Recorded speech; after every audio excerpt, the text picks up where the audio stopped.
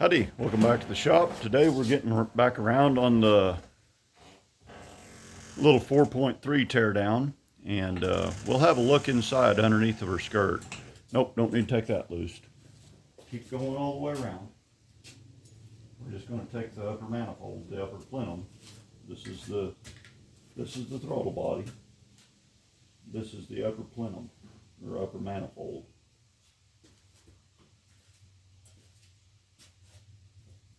If it goes through the plastic, take it out. So he's stripping the upper plenum off, and we'll be back here in a minute. So we've got the plenum off, and the Permatex Bandit has been in here.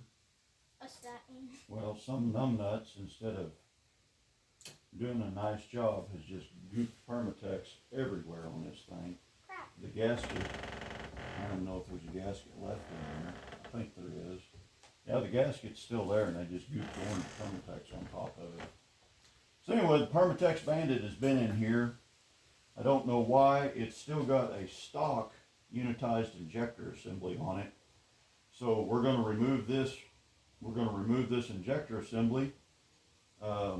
We'll do kind of a close-up before I do.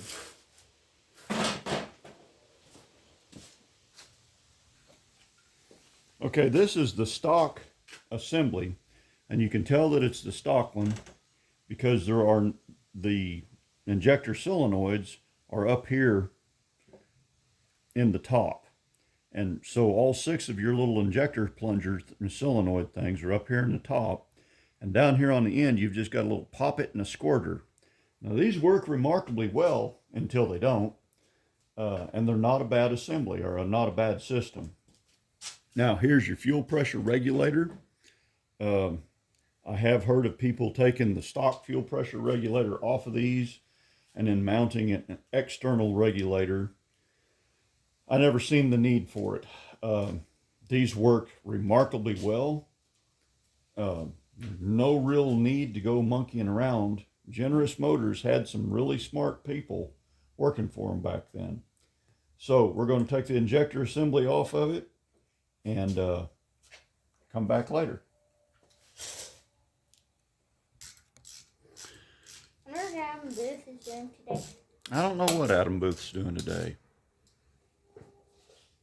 Or Keith Rucker. Whoa, that looks like dirt. Keith Rucker's probably telling somebody how to grow peanuts. Adam Booth's probably making big pieces of metal into little ones.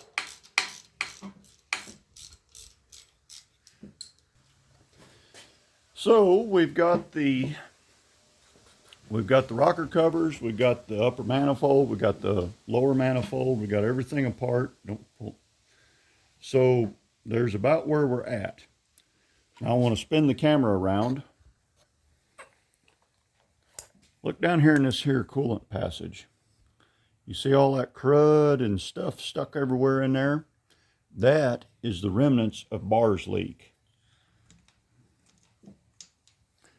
Somebody has really laid the bars leak. The radiator in this thing was shot, so instead of spending $50 on a radiator, they spent $60 on bars leak, and I guarantee you they plugged up the heater core in this and almost runk the block from the bars leak. I'd say if this had run for very much longer after that, it would have done some block damage.